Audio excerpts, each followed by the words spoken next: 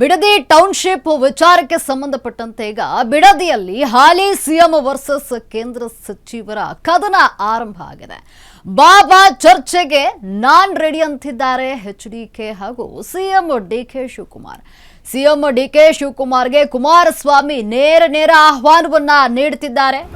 Bidadi township ಬಗ್ಗೆ ಚರ್ಚಿಸೋಣ ಬಾ ಅಂತ ಎಚ್ಡಿಕೆ ಈಗ ಸಿಎಂಗೆ ಆಹ್ವಾನವನ್ನ ನೀಡುತ್ತಿದ್ದಾರೆ.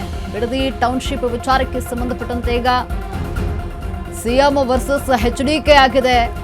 ಸಿಎಂ ಡಿಕೆ ಶಿವಕುಮಾರ್ಗೆ ನೇರವಾಗಿ ಆಹ್ವಾನವನ್ನ ಎಚ್ಡಿ ಕುಮಾರಸ್ವಾಮಿ ನೀಡುತ್ತಿದ್ದಾರೆ. ಬಿಡದಿ ಟೌನ್ಶಿಪ್ ಬಗ್ಗೆ ಚರ್ಚಿಸೋಣ ಬಾ ಅಂತ ಎಚ್ಡಿಕೆ ಆಹ್ವಾನ ನೀಡಿದ್ದಾರೆ. ಸಿಎಂ ಆದ್ರೂ ಬರಲಿ, ಅಧಿಕಾರಿಗಳನ್ನಾದ್ರೂ ಕಳಿಸ್ಲಿ, ಒಟ್ನಲ್ಲಿ ಚರ್ಚೆ ಆಗಬೇಕು.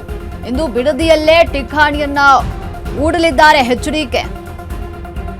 ಇನ್ನು ಬೆಳಗ್ಗೆ 11 ಗಂಟೆಯಿಂದ ಮಧ್ಯಾಹ್ನ 3 ಗಂಟೆವರೆಗೆ ವೇಟಿಂಗ್ ಅನ್ನ ಮಾಡಲಾಗುತ್ತೆ. ಚರ್ಚೆಗೆ ಬರಬೇಕು ಅಂತ ನೇರವಾಗಿ ಆಹ್ವಾನವನ್ನ ನೀಡಿದ್ದಾರೆ. ಬಿಡದಿಯಲ್ಲಿ ಹಾಲಿ ಸಿಎಂ ವರ್ಸಸ್ ಕೇಂದ್ರ ಸಚಿವರ ಕದನ ಆರಂಭ ಆಗಿದ್ದು, ಬಾಬಾ ಚರ್ಚೆಗೆ ನಾನ್ ರೆಡಿ ಅಂತಿದ್ದಾರೆ ಎಚ್ಡಿ ಕುಮಾರಸ್ವಾಮಿ. ಸಿಎಂ ಡಿಕೆಶಿಗೆ ಕುಮಾರಸ್ವಾಮಿ ನೇರವಾಗಿ ಆಹ್ವಾನವನ್ನ ನೀಡಿರುವಂಥದ್ದು. ಬಿಡದಿ ಟೌನ್ಶಿಪ್ ಬಗ್ಗೆ ಚರ್ಚಿಸೋ ವಿಚಾರವಾಗಿ ಎಚ್ಡಿ ಕುಮಾರಸ್ವಾಮಿ ಆಹ್ವಾನವನ್ನ ನೀಡಿದ್ದಾರೆ. ಸಿಎಂ ಆದ್ರೂ ಬರಲಿ, ಅಧಿಕಾರಿಗಳಾದ್ರೂ ಬರಲಿ, ಯಾರಾದ್ರೂ ಬರಲಿ, ಒಟ್ನಲ್ಲಿ ಚರ್ಚೆ ಆಗಬೇಕು ಎಂದು ಬಿಡದಿಯಲ್ಲೇ ಠಿಕಾಣಿಯನ್ನ ಹೂಡಲಿದ್ದಾರೆ ಎಚ್ಡಿ ಕುಮಾರಸ್ವಾಮಿ. ಬೆಳಗ್ಗೆ 11 ಗಂಟೆಯಿಂದ ಮಧ್ಯಾಹ್ನ 3 ಗಂಟೆವರೆಗೂ ಕೂಡ ವೇಟಿಂಗ್ ಮಾಡ್ತೀವಿ, ಚರ್ಚೆಗೆ ಬರಬೇಕು, ಸಿಎಂ ಆದ್ರೂ ಬರಲಿ ಅಥವಾ ಅಧಿಕಾರಿಗಳನ್ನಾದ್ರೂ ಕಳುಹಿಸ್ಲಿ ಅಂತ ಎಚ್ಡಿ ಕುಮಾರಸ್ವಾಮಿ ಈಗ ಆಹ್ವಾನವನ್ನ ನೀಡಿದ್ದಾರೆ. ಬಿಡದಿ ಟೌನ್ಶಿಪ್ ವಿಚಾರ ಏನಿದೆ ಅದು HD Kumaraswamy versus DK Shivakumar ಎನ್ನುವಂತಾಗಿದೆ.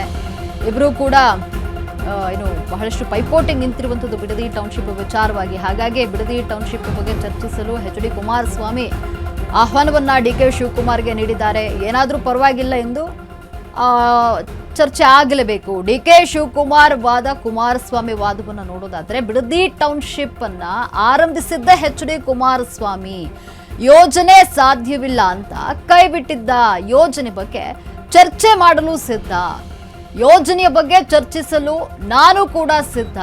June 26ರಂದು ವಿಧಾನಸೌಧಕ್ಕೆ ಬನ್ನಿ, 26ರ ಬದಲು 27ಕ್ಕೆ ಬನ್ನಿ ಅಂತ, ಬೈರಮಂಗಲಕ್ಕೆ ಬನ್ನಿ, ಅಲ್ಲಿ ರೈತರ ಸಮ್ಮುಖದಲ್ಲೇ ಚರ್ಚೆ ಮಾಡೋಣ ಅಂತ ಎಚ್ಡಿ ಕುಮಾರಸ್ವಾಮಿ ಹೇಳಿರುವಂಥದ್ದು. ಏನೋ ಎಚ್ಡಿಕೆ ಜೊತೆ 5 ಜನರು ಬಂದ್ರು, ಓಕೆ, ರೈತರ ಜೊತೆಗೆ ಚರ್ಚೆ ಮಾಡೋಣ, ಯೋಜನೆಯ ಬಗ್ಗೆ ಸವಿಸ್ತಾರವಾಗಿ ಚರ್ಚೆ ಆಗಲಿ, ಯೋಜನೆ ಬಗ್ಗೆ ಸವಿಸ್ತಾರ ಚರ್ಚೆಗೆ ನಾನು ಸಿದ್ಧ ಅಂತ ಏನೋ ಹೇಳಿಕೆಯನ್ನು ನೀಡಲಾಗಿರುವಂಥದ್ದು. DK Shivakumar versus HD Kumaraswamy ಆಗಿರುವಂಥದ್ದು ಈಗ ಬಿಡದಿ ಟೌನ್ಶಿಪ್ ವಿಚಾರ. ಹಾಗಾಗಿಯೇ ಈಗ ಪಂತ ಆಹ್ವಾನಕ್ಕೆ ತಾ ಮುಂದು ನಾ ಮುಂದು ಅಂತ ಬರ್ತಿದ್ದಾರೆ ಎಚ್ಡಿ ಕುಮಾರಸ್ವಾಮಿ. ಒಂದು ಕಡೆ ಆಹ್ವಾನ ನೀಡಿದ್ರೆ ಮತ್ತೊಂದು ಕಡೆ ಡಿಕೆ ಶಿವಕುಮಾರ್ ಆಹ್ವಾನ ನೀಡ್ತಿದ್ದಾರೆ. ಈ ಯೋಜನೆಯನ್ನ ಪ್ರಾರಂಭಿಸಿದ್ದ ಎಚ್ಡಿ ಕುಮಾರಸ್ವಾಮಿ ಅವರು ಈಗ ಅವರೇ ಈ ಥರ ತಗಾದಿಯನ್ನು ತೆಗಿತಿದ್ದಾರೆ. ಯೋಜನೆ ಬಗ್ಗೆ ಚರ್ಚೆ ಮಾಡಲು ನಾನು ಕೂಡ ರೆಡಿ ಇದ್ದೀನಿ, ನಾನು ಸಿದ್ಧ ಇದ್ದೀನಿ, ಚರ್ಚೆಗೆ ಬರಲಿ, ಎಚ್ಡಿ ಕುಮಾರಸ್ವಾಮಿ ಆದರೂ ಬರಲಿ, ಅವ್ರ ಜೊತೆಗೆ ಇನ್ನು 5 ಜನ ಬರ್ತೀನಿ ಅಂದರೂ ಬರಲಿ ಅಂತ ಹೇಳಿಕೆ ನೀಡಿದ್ದಾರೆ. ಏನೋ ಎಚ್ಡಿಕೆ ಸವಾಲ್, DK don't care. HD Kumaraswamy ಸವಾಲ್ ಹಾಕಿದ್ರು ಕೂಡ ಡೋಂಟ್ ಕೇರ್ ಮಾಡ್ತಿಲ್ಲ. ಮುಖ್ಯಮಂತ್ರಿಗಳ ಟಿಪಿಯಲ್ಲಿ ಬೈರಮಂಗಲವೇ ಇಲ್ಲ.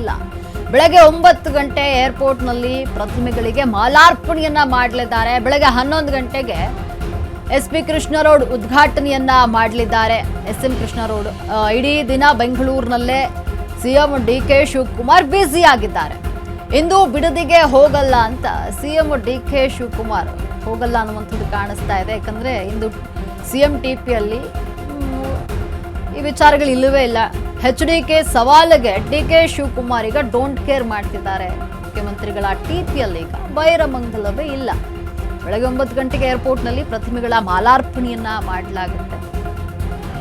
ಬೆಳಗ್ಗೆ 11 ಗಂಟೆಗೆ SM ಕೃಷ್ಣ ರೋಡ್ ಉದ್ಘಾಟನೆಯನ್ನ ಸಿಎಂ ಮಾಡಲಿದ್ದಾರೆ. ಇಡೀ ದಿನ ಬೆಂಗಳೂರಿನಲ್ಲೇ ಸಿಎಂ ಡಿಕೆ ಶಿವಕುಮಾರ್ ಬ್ಯುಸಿ ಆಗಿದ್ದಾರೆ.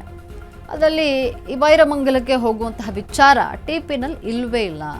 ಸೊ ಹಾಗಾಗಿ ಏನು ಎಚ್ಡಿ ಕುಮಾರಸ್ವಾಮಿ ಅವರು ಏನು ಆಹ್ವಾನವನ್ನು ನೀಡಿದ್ರು, ಬೈರಮಂಗಲಕ್ಕೆ ಬನ್ನಿ, ರೈತರ ಮುಂದೆನೇ ಚರ್ಚೆ ಮಾಡೋಣ ಅಂತ ಡಿಕೆ ಶಿವಕುಮಾರ್ಗೆ ಆಹ್ವಾನವನ್ನು ನೀಡಿದ್ರು. ಆದರೆ ಸಿಎಂ ಟಿಪಿಯಲ್ಲಿ ಈಗ ಬೈರಮಂಗಲದ ಬಗ್ಗೆ ಯಾವುದೇ ಒಂದು ಮಾಹಿತಿ ಇಲ್ಲ.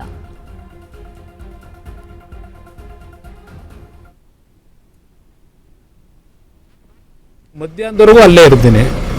ಬಂದು ಅವ್ರು ಕೂತ್ಕೊಂಡು ಸುಗಮವಾಗಿ ಮಾಡ್ಕೊಂಡ್ರೆ ನಂದೇನು ಅಬ್ಜೆಕ್ಷನ್ ಇಲ್ಲ. ರೈತರೆಲ್ಲ ಒಪ್ಕೊಳ್ಳೋದಾದ್ರೆ ನಾಳೆ ಗಲಾಟೆ ಮಾಡೋಕೆ ಹೋಗ್ತಾ ಇದ್ದೀವಿ. ಅಲ್ಲಿ ಗಲಾಟೆ ಮಾಡ್ಸೋಕೆ ಕೊಟ್ಟಿರೋದು ಅವರಿಗೆ ಒಂದು 44 ಸೆಕ್ಷನ್ ಹಾಕೋದಕ್ಕೆ ನನ್ನ ಅಭಿಪ್ರಾಯದಲ್ಲಿ. ನಾಳೆ ಅವ್ರ ಜೊತೆ ಚರ್ಚೆ ಮಾಡ್ಕೊಂಬರ್ತೀನಿ. ನಾನು ವೆಯ್ಟ್ ಮಾಡ್ತೀನಿ, ಮಧ್ಯಾಹ್ನದವರೆಗೂ ಅಲ್ಲೇ ಇರ್ತೀನಿ. ಬಂದು ಅವ್ರು ಕೂತ್ಕೊಂಡು ಸುಗಮವಾಗಿ ಮಾಡ್ಕೊಂಡ್ರೆ ನಂದೇನು ಅಬ್ಜೆಕ್ಷನ್ ಇಲ್ಲ. ರೈತರೆಲ್ಲ ಒಪ್ಕೊಳ್ಳೋದಾದ್ರೆ ನಾಳೆ ಗಲಾಟೆ ಮಾಡೋಕೆ ಹೋಗ್ತಾ ಇದ್ದೀವಿ. ಅಲ್ಲಿ ಗಲಾಟೆ ಮಾಡ್ಸೋಕೆ ಕೊಟ್ಟಿರೋದು ಅವರಿಗೆ ಒಂದು 44 ಸೆಕ್ಷನ್ ಹಾಕೋದಕ್ಕೆ ನನ್ನ ಅಭಿಪ್ರಾಯದಲ್ಲಿ. ನಾಳೆ ಅವ್ರ ಜೊತೆ ಚರ್ಚೆ ಮಾಡ್ಕೊಂಬರ್ತೀನಿ. ನಾನು ವೆಯ್ಟ್ ಮಾಡ್ತೀನಿ, ಮಧ್ಯಾಹ್ನದವರೆಗೂ ಅಲ್ಲೇ ಇರ್ತೀನಿ. ಬಂದು ಅವ್ರು ಕೂತ್ಕೊಂಡು ಸುಗಮವಾಗಿ ಮಾಡ್ಕೊಂಡ್ರೆ ನಂದೇನು ಅಬ್ಜೆಕ್ಷನ್ ಇಲ್ಲ. ರೈತರೆಲ್ಲ ಒಪ್ಕೊಳ್ಳೋದಾದ್ರೆ ನಾಳೆ ಗಲಾಟೆ